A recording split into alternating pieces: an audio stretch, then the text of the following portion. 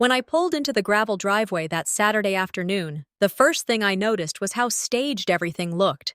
The little rental house my family had chosen for this get-together carried none of the warmth of home. It felt more like a vacation spot borrowed from strangers. The shutters were painted too neatly, the welcome mat too clean, and the smell of someone else's soap still lingered as I stepped inside. The dining table was already set when I entered the living room. Plates, silverware, and glasses lined up in a perfect row. Too perfect. My family was never about presentation. Growing up, paper plates and half-burnt casseroles were our norm. Seeing the table dressed as though for a magazine spread only sharpened the suspicion forming in my chest. My father, Roland, walked past me carrying a cooler, slow and heavy like a man dragging a burden too large for his shoulders. He didn't say hello, just a nod, neutral, unreadable. My brother Drexler followed close behind. His eyes cut into me as if he were measuring how much of me he could control with just a stare. "Glad you made it," he said. The words polite, the tone sharp enough to slice through the air. Mother appeared from the kitchen, wiping her hands on a towel. "Sit down, honey. We've got plenty." Her smile was stretched, thin, more effort than warmth. I glanced toward the table and froze. My seat, the place I always took at the center beside her, was occupied.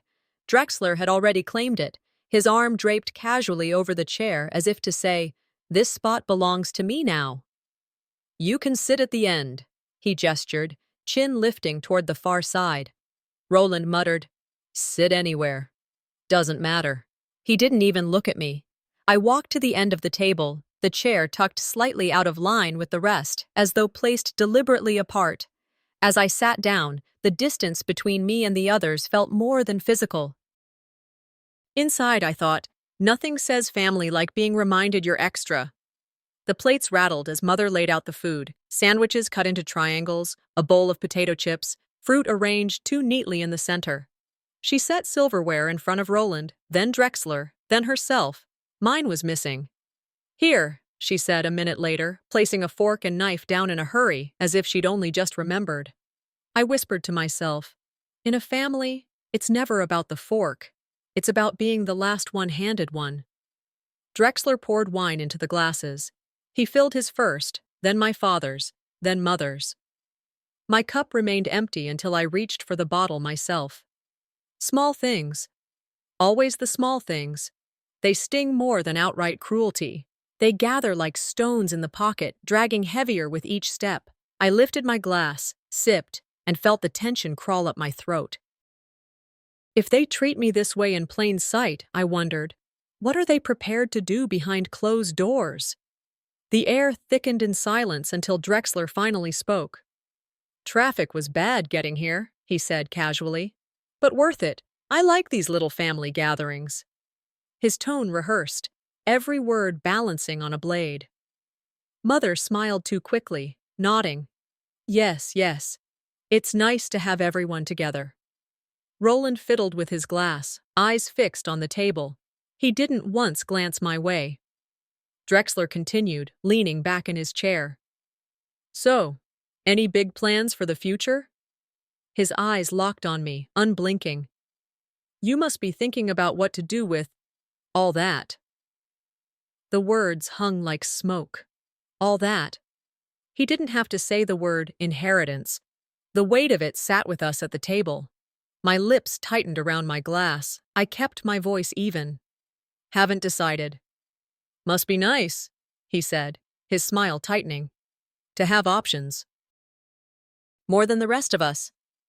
Mother shifted in her seat, reaching for the fruit bowl. "Try some grapes, sweetheart," she said too brightly.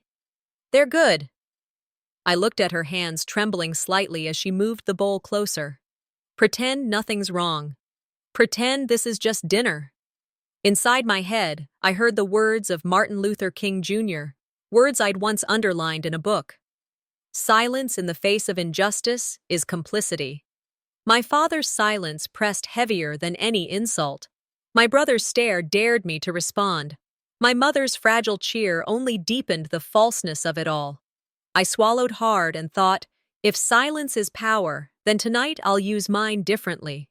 The room returned to stillness, broken only by the scrape of forks and the clink of glasses. The sound of eating had never felt so loud. I kept my eyes low, but I felt theirs on me, measured, calculating, not with love, but with the cold arithmetic of who deserved what. The chair beneath me creaked softly as I shifted. It wasn't just wood, it was a message. Something isn't right. Something worse is waiting. The silence after my brother's pointed remark about the future hung over us like a storm that hadn't yet broken. Forks scraped against plates, the hum of the air conditioner filled the room, and nobody dared to look straight at me. My father chewed his sandwich slowly, eyes fixed on nothing. My mother kept shifting in her seat, speaking about ordinary things, grocery prices, traffic, even the weather. But every word fell flat, bouncing against the wall of unease that sat between us. Drexler took on the role of the casual host, as if this was his table and we were guests in his home. "You know," he said, leaning back in the chair that used to be mine, "the drive here isn't half bad. Scenic, in a way, reminds me of those postcards you see at gas stations." His laugh sounded rehearsed, hollow. Mother chuckled politely, but it died quickly. Roland cleared his throat, but still didn't meet my eyes. I watched them, listening to the pretense. Families often pretend calm, I thought. But sometimes calm is louder than shouting. I could feel my own heart sinking with the silence, pounding a rhythm of distrust.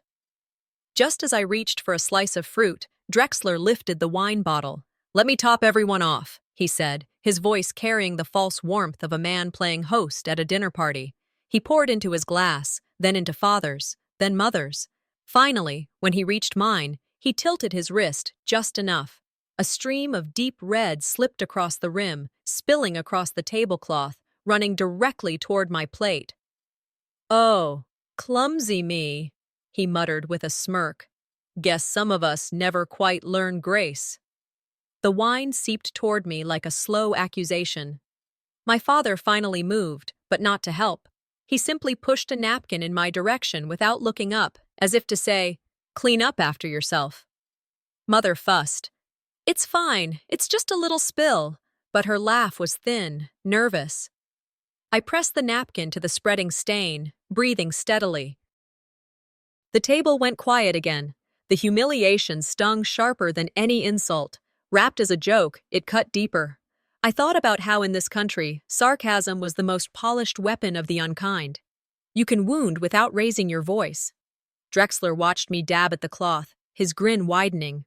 "Maybe plastic would be safer," he muttered. I looked up, my voice calm but steady.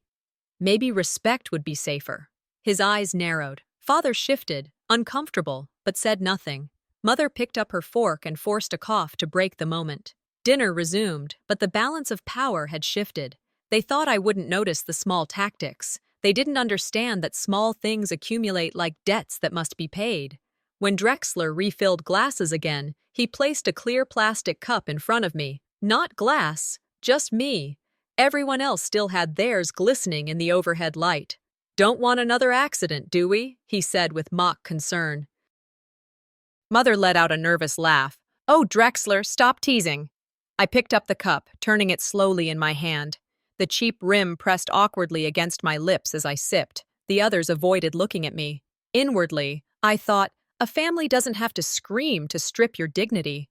Sometimes all it takes is a cup. I set it back down, slowly, making sure the sound of plastic hitting wood echoed. Roland flinched slightly, but still didn't meet my gaze. His silence was worse than Drexler's cruelty. I glanced across the table, watching the reflection of the overhead light in their glasses.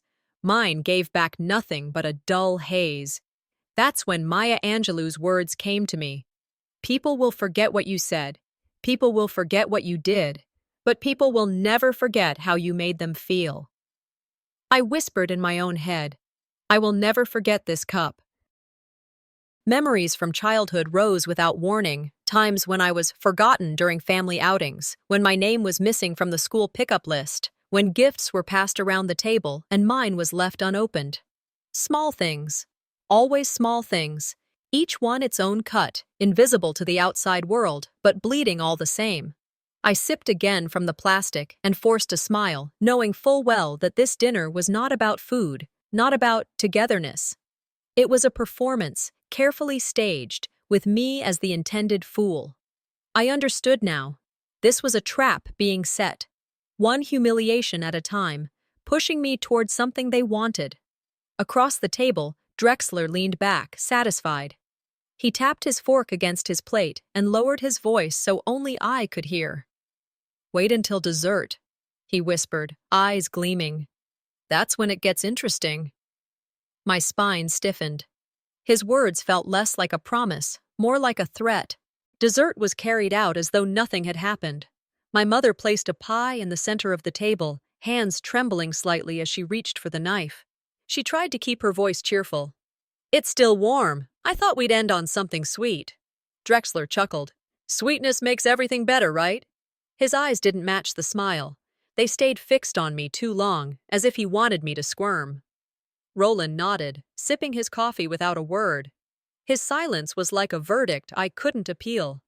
I forced myself to meet Drexler's stare. I'd been here before, this exact feeling of being cornered with no one stepping in. My skin prickled. Dessert is never just dessert when the knives are already on the table.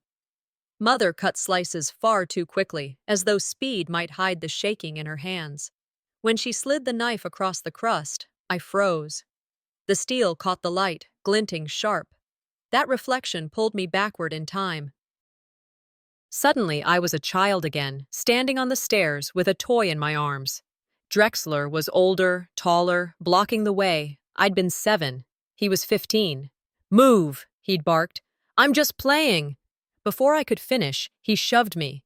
My body rolled, bump after bump against the wooden steps until I landed halfway down, the toy broken beside me. The world spun, my wrist twisted under me. Pain burned, but louder than pain was the memory of Mother rushing in, whispering urgently, "Don't upset your brother." I'd looked at her through tears. "But he pushed me." Her eyes darted to him, then back to me.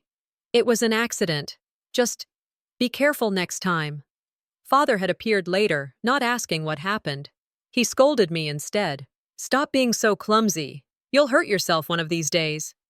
I still carry the mark from that day, a faint scar on my wrist. It hides beneath my sleeve, but I feel it every time my fingers brush across the skin. Scars are diaries our bodies keep when families refuse to write the truth. Tonight, seeing Drexler slide the knife for pie, that scar pulsed like it was fresh. This wasn't new. It was the same pattern, just older now, colder, sanctioned by silence. The pie sat untouched in front of me when Drexler shoved a plate toward my side with unnecessary force. The slice nearly slid off. His lips twisted into that smirk, the one that said, "I know you remember." I steadied the plate, letting him see that his games didn't rattle me the way he hoped. Inside, though, anger pressed against my ribs. Roland cleared his throat, a sound I recognized all too well. It was his signal, the family's signal, that the subject was closed. End of discussion. I glanced at him, then back at Drexler. The truth hit harder than any shove down a staircase. Nothing had changed. Maya Angelou's words rose in my mind. When people show you who they are, believe them the first time. I'd believed the excuses, the cover-ups, the way silence was treated like virtue. But here, now, I saw it plain. Drexler hadn't changed, Roland hadn't changed, and Mother still believed pretending kept us safe. The cycle would keep repeating unless I broke it. Drexler leaned closer, voice dropping to a whisper only I could hear. "You think scars fade? I can make a new one tonight." My hand clenched beneath the table, not from fear this time, but from resolve. The pie plates had barely been cleared when Drexler pushed his chair back with a screech that cut through the fragile quiet. He gave me a look that pretended warmth but carried something sharper. "Come with us," he said casually. "There's something we'd like to show you." His hand brushed my shoulder as he passed, the grip a fraction too firm, a signal that this wasn't a request. Roland rose next, his heavy silence following close behind, and nodded for me to get up. I stood, pushing my chair back slowly, letting the sound echo longer than needed. Mother stayed seated, eyes darting down at her folded napkin, pretending to busy herself with nothing at all. In families, Danger never arrives with alarms. It walks in dressed as routine, disguised as civility. I followed them down the short hallway, every step an echo of choices already made for me. The room they led me to was small, bare, and cold, stripped of personality. No photos on the wall, no warmth, except one detail that drew my eyes immediately. On the far wall hung a single framed photograph of our family. My face had been cut out. Not scratched, not blurred, but literally carved from the image, leaving an empty space where I should have been. The table in the center held a neat stack of papers, crisp and aligned as if prepared for a presentation. A pen lay precisely in the middle.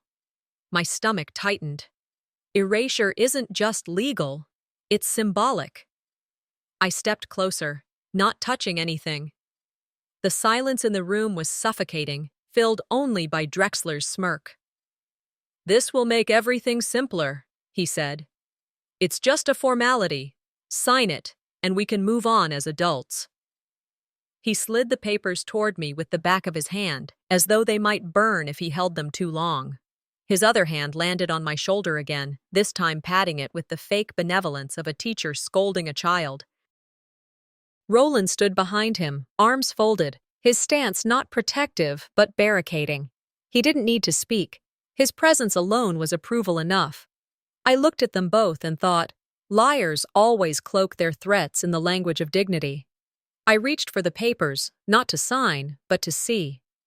The top page read with all the precision of legalese, full transfer of inheritance, not shared, not divided, erased from me entirely, delivered straight into Drexler's hands.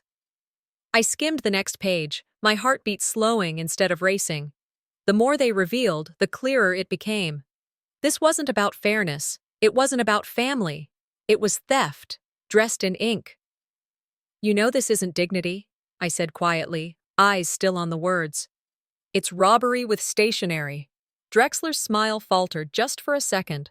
Roland cleared his throat behind him, that familiar sound of his that meant enough. Stop talking, but I didn't stop. "I've seen this before," I said, voice steadier now. "You rewrite the story, you cut the pictures, you hand me the fork last.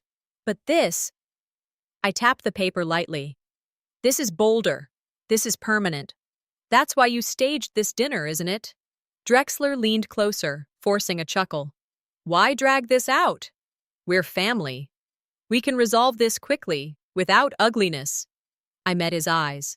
"There's nothing uglier than pretending betrayal is kindness." He leaned back, irritation cracking through the veneer of calm. Roland shifted, but still stayed silent, letting Drexler carry the weight. I thought of words I once read and underlined until the ink pressed through the page. "The hottest place in hell is reserved for those who remain neutral in times of great moral conflict." Roland's silence was not neutral. It was consent. I set the papers back down, neatly, deliberately. "If you think I'm going to sign this," I said evenly, "you haven't been paying attention." Drexler's jaw tightened.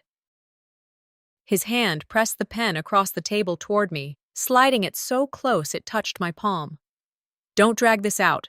Sign." I lowered my eyes, not in surrender, but to hide the fire building in them.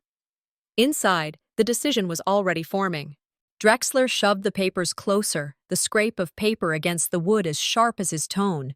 "Just sign it. Stop wasting time." There was no pretense anymore. His voice wasn't persuasive, it was commanding. My eyes traveled from the stack of neatly typed words to his hand gripping the edge of the table, veins stretched, knuckles pale. Roland had stationed himself at the door, body heavy in the frame like a barricade. His arms were crossed, his silence louder than anything Drexler could say. He wasn't just standing guard, he was sealing my way out. From the kitchen, my mother's voice floated faintly.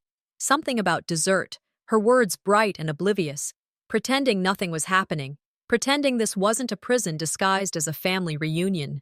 When a family closes the door, it's not for privacy, it's for control. I met Drexler's stare. His jaw worked as if chewing the silence. I didn't move. "Don't stall, Ismera," he said finally, his voice low and heavy. This is what's right. I turned to Roland, searching his face, even if I already knew the answer. Dad, I said softly, you're really going to let this happen? For a moment, he hesitated. He adjusted his weight, cleared his throat, and then, with the calmness of a man ordering coffee, he said, "Don't make this harder for your brother." The words dropped like a hammer. Drexler's threats I had braced for. But this, the confirmation that my father wasn't neutral but aligned against me, cut deeper. A father's silence wounds. A father's words destroy. I straightened my shoulders. So that's it? Your son threatens me, and your advice is to cooperate? Roland's gaze flickered, but he held it steady. You know what's best here. Don't drag this out. Best for who? I asked, my voice sharper now. For the one holding the knife at the table, or for the one who spent her life erased at the end of it? He looked away. That was all the answer I needed. Drexler thrust a pen into my hand. Enough games, he snapped. Sign it. I stared down at the paper. The ink on the page was clean, sterile, trying to mask the ugliness of what it demanded. I let the pen hover over the signature line, holding it steady long enough to make him think I might yield. Then, deliberately, I pressed the pen down, not to sign, but to leave a jagged blot. The ink spread, a messy wound across the white, black, spilling like blood. I pushed the paper back toward him. No. That single word filled the room. The silence thickened. Drexler's face twitched, his lip curling. Roland's jaw clenched, his shoulders rigid. I leaned back slightly, folding my arms. I didn't need to raise my voice. My refusal sat between us heavier than anything they could force onto paper. This isn't dignity, I said evenly. It's theft. Drexler slammed his fist against the table, rattling the pen. You don't get it. You'll regret this. I met Roland's eyes. I already regret showing up. The words landed harder than his throat clearing ever had. For the first time, Roland looked unsettled, not guilty, never guilty, but aware that his daughter wasn't breaking the way he had hoped. I turned my attention back to Drexler. You think you're holding all the cards, but all you've got is desperation written in ink, and desperation isn't law. He sneered. You think anyone will side with you. You've always been the difficult one. Difficult, I repeated, almost smiling. That's what you call someone who won't fold. Roland muttered again, barely audible. Stop provoking him. Provoking? I said sharply. You mean refusing to erase myself for his benefit? I leaned forward. If survival means refusing to play by your script, then I'll survive on my terms. Drexler leaned closer, eyes darkening. You're making a mistake. No, I said softly. I'm ending one. The table shook as Drexler's hand jerked. His fingers twitched near his jacket pocket, eyes narrowing with something colder than frustration. And my gut told me the papers weren't the only weapon in this room. The tension snapped like glass breaking. Drexler's fist slammed into the back of my head, driving my face into the table. My teeth struck against wood, and the metallic taste of blood filled my mouth. The shock made my vision blur, but I stayed upright, pushing myself back slowly. My father didn't move. He stood planted at the door like a guard unwilling to intervene, his silence carrying the same weight as approval. From the kitchen, I heard my mother clatter a dish, then her voice, forced and high-pitched. Almost ready in here, as though nothing violent was happening behind this closed door. I thought, abuse isn't always hidden. Sometimes it sits in plain sight, with silence as its only accomplice. My head throbbed, but I lifted my eyes to Drexler. His face glistened with sweat, his jaw tight, as though he'd been waiting for the excuse to cross this line. And then his hand went to his jacket. He drew out a hunting knife, the steel catching the dim light of the bulb above us.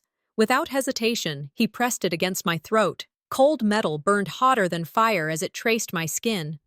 My breath slowed but did not shake.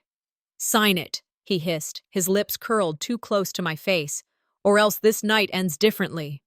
The knife pressed harder, but I forced my lungs to keep rhythm. A knife only has power if fear gives it strength, I told myself. He shoved the pen back into my hand. His other hand, the one holding the knife, never left my throat. Now, he growled.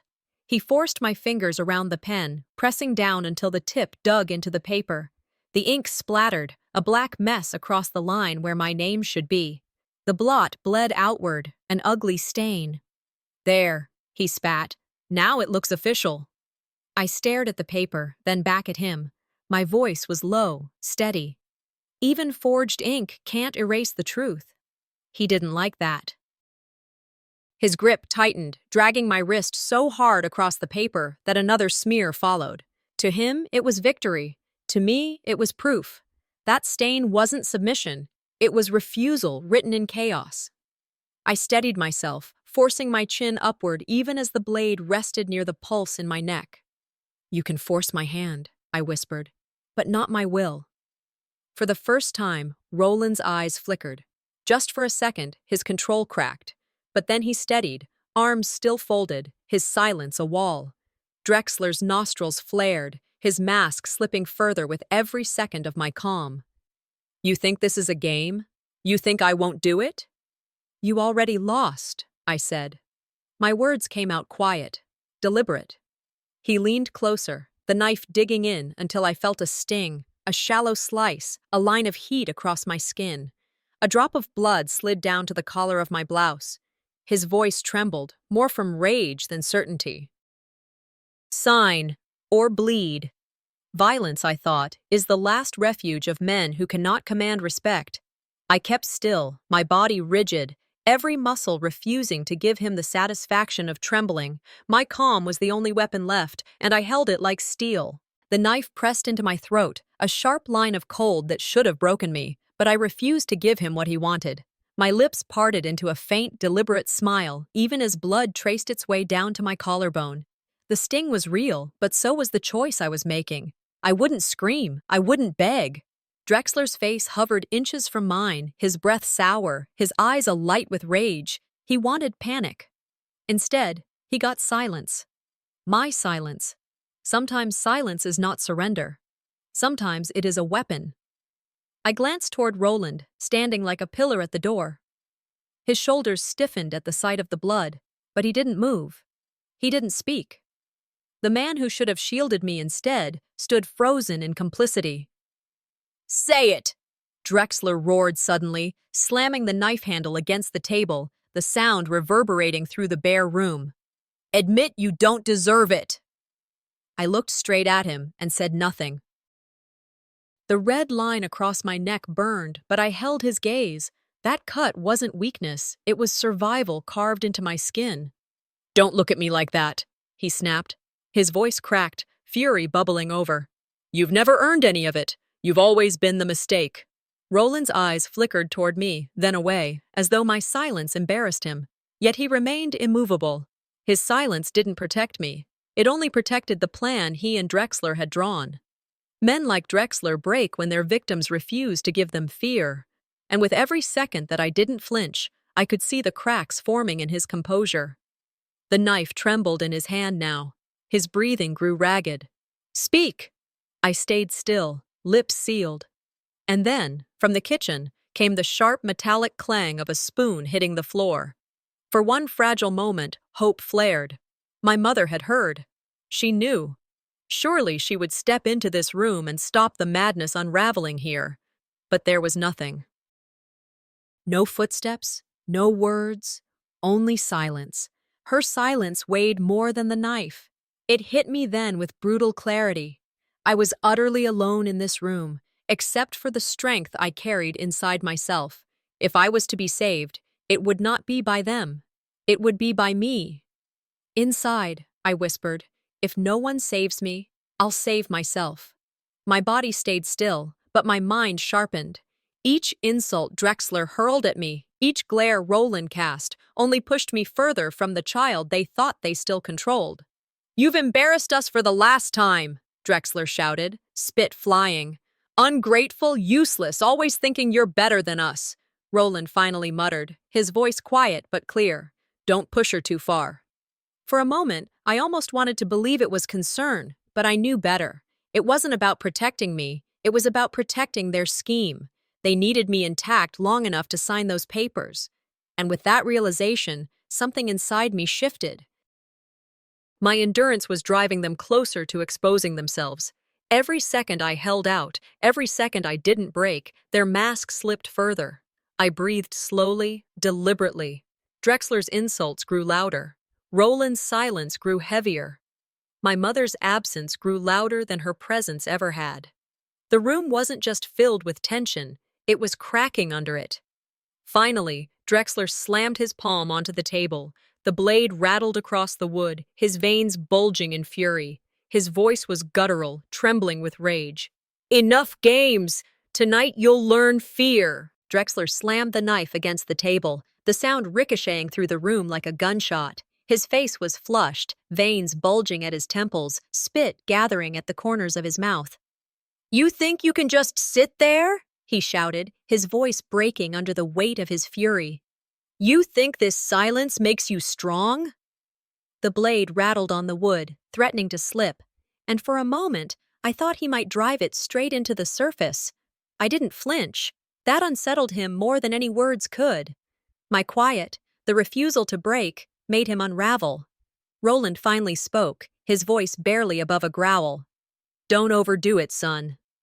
But he didn't move to stop him. He never moved to stop him. I breathed carefully, heartbeat steady even as adrenaline surged.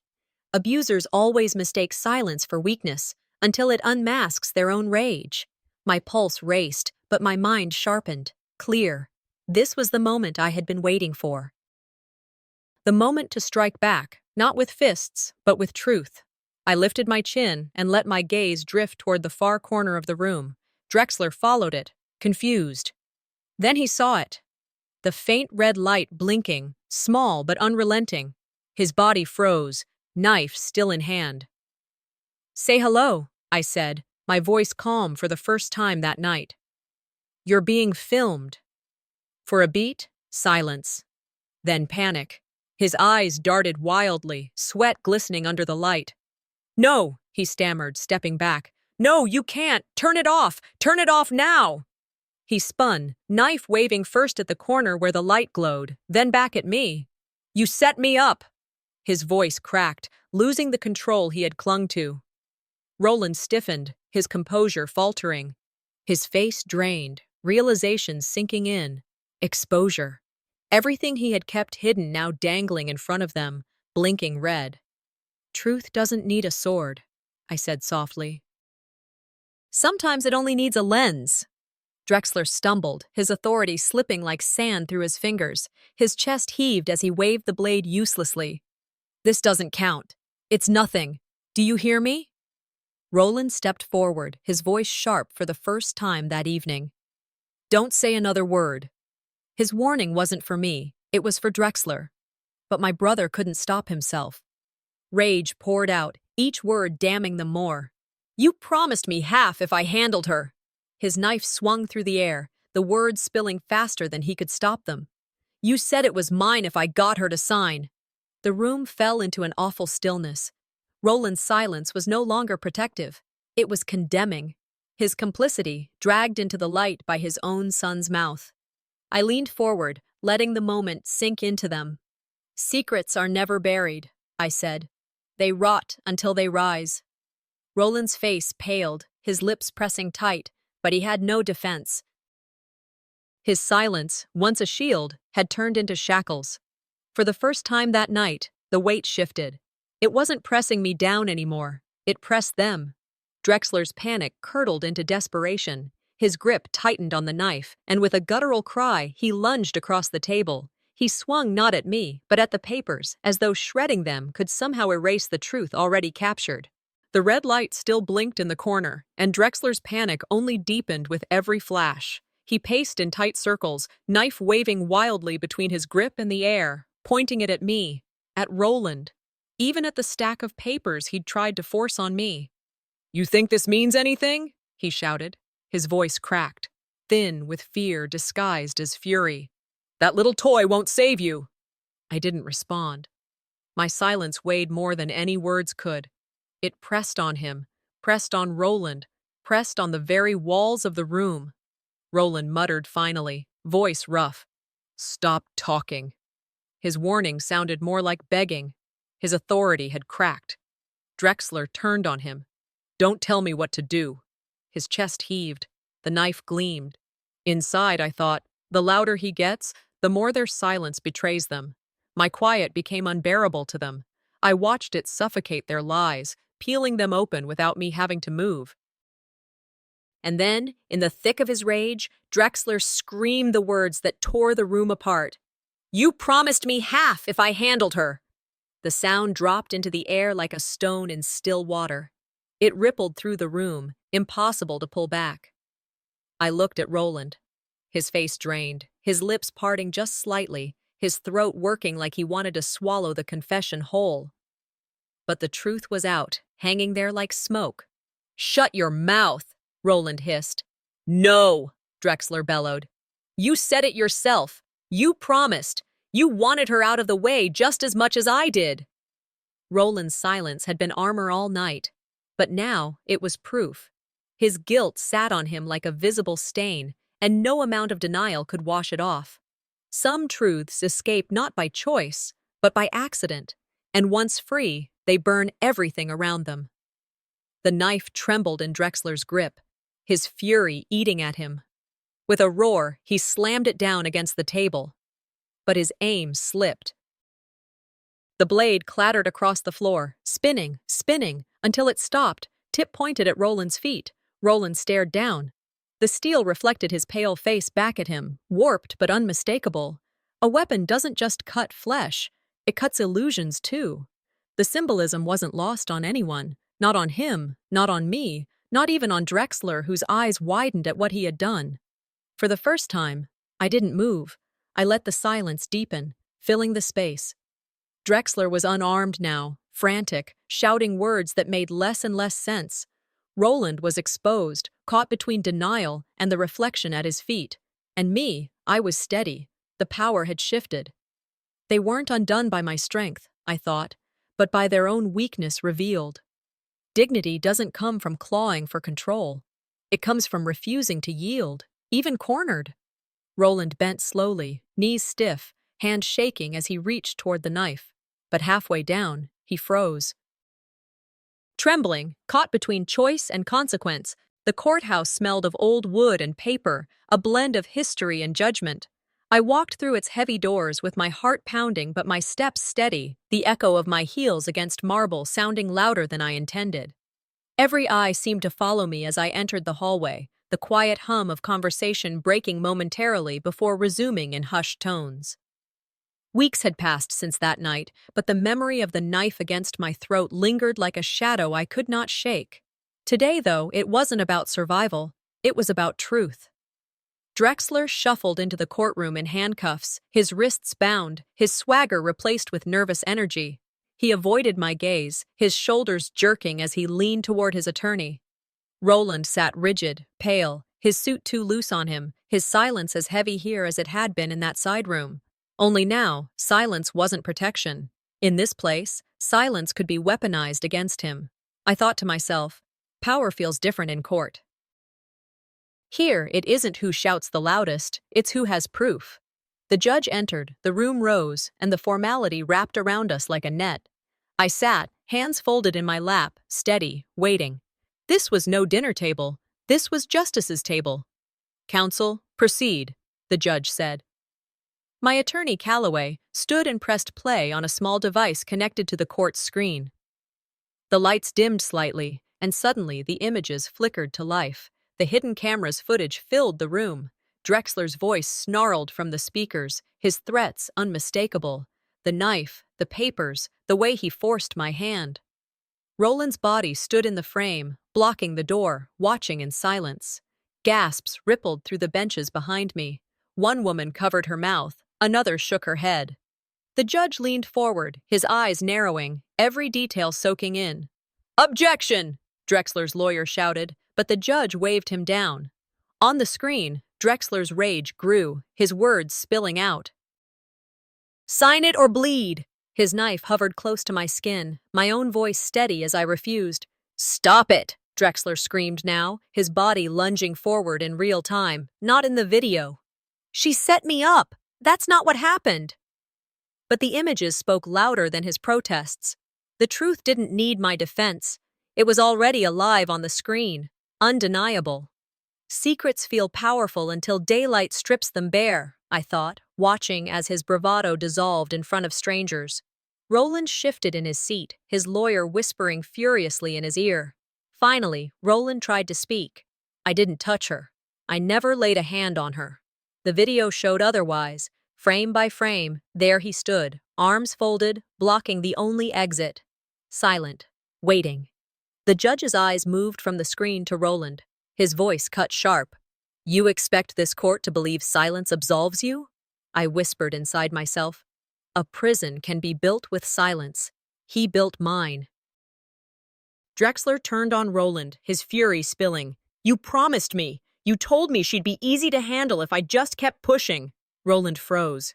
For the first time, his composure cracked. His face blanched, his eyes darting toward the judge, toward me, toward the exit that no longer existed for him.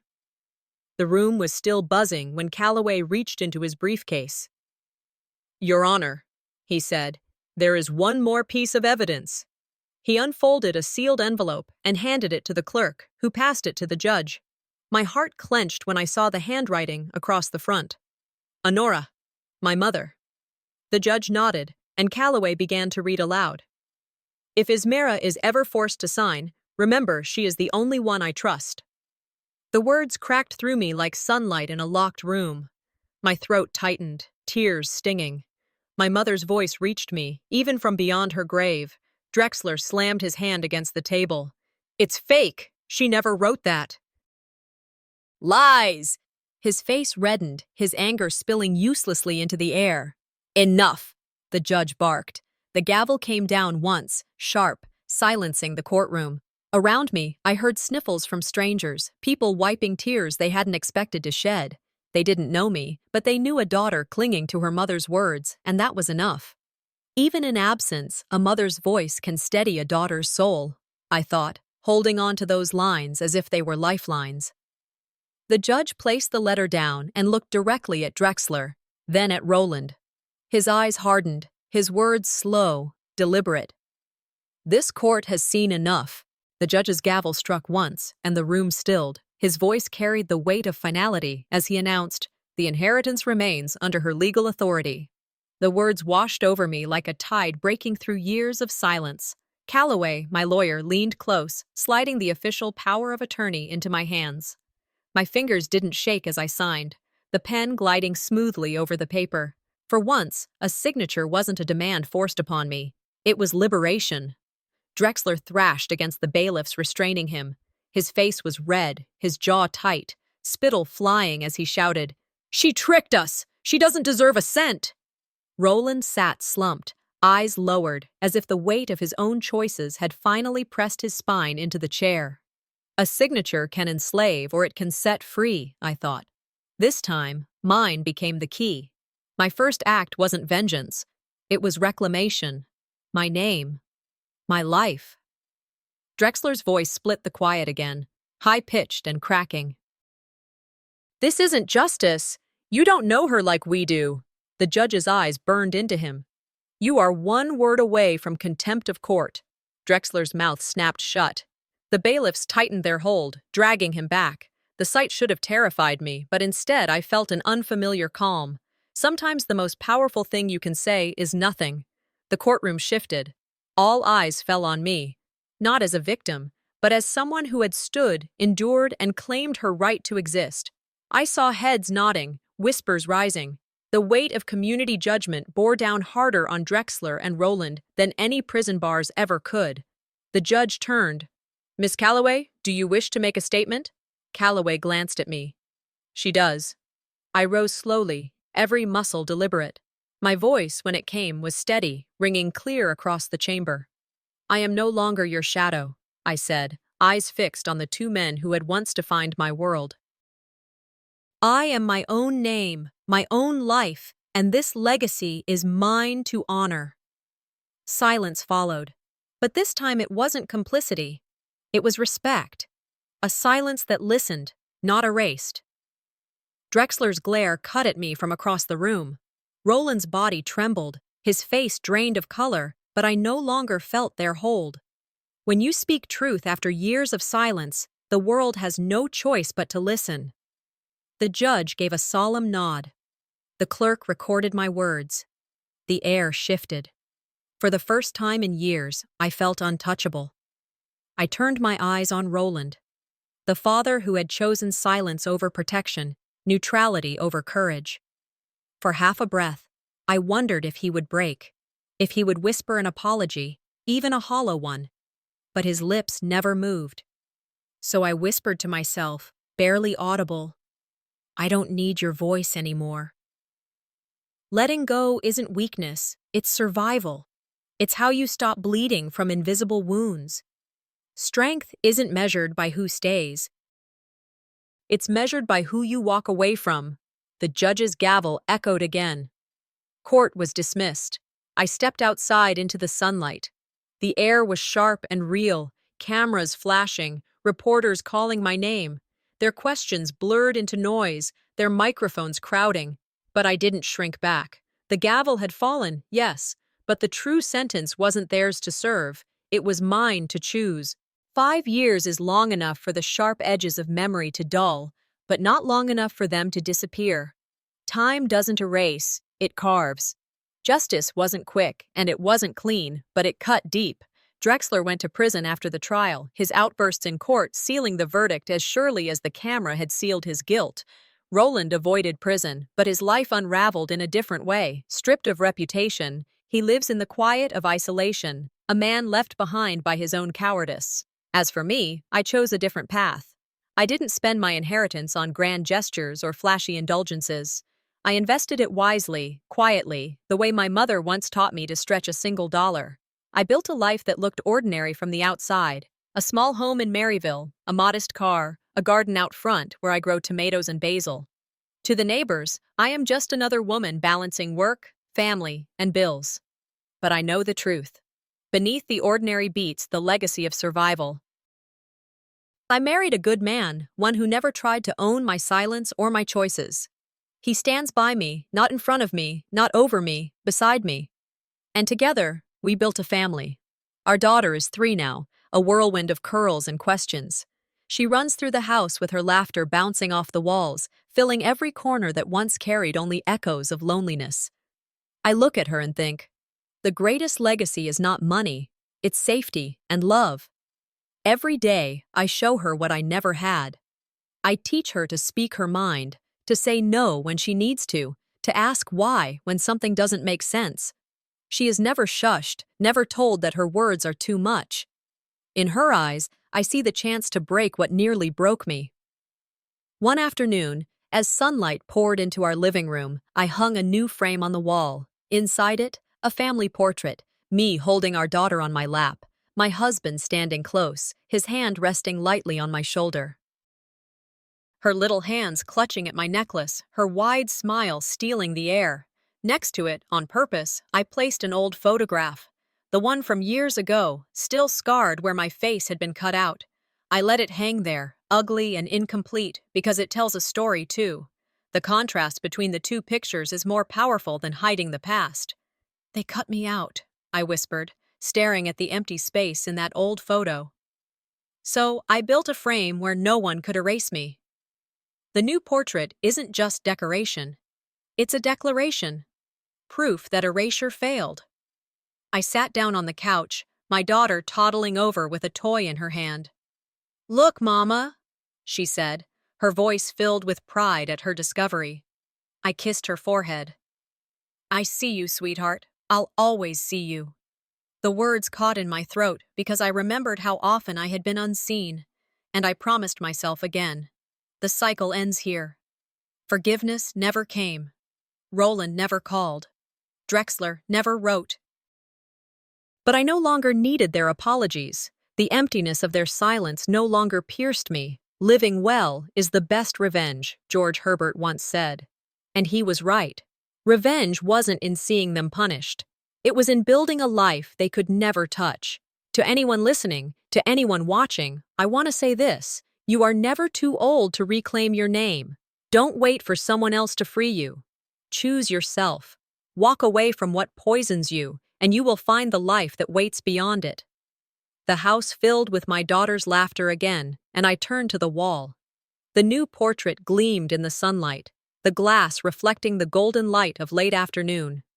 The scarred photo beside it looked darker now, faded, diminished by what stood next to it. I whispered to myself, to the walls, to the ghosts who would never truly vanish. This is the family I chose. This is the life I claimed.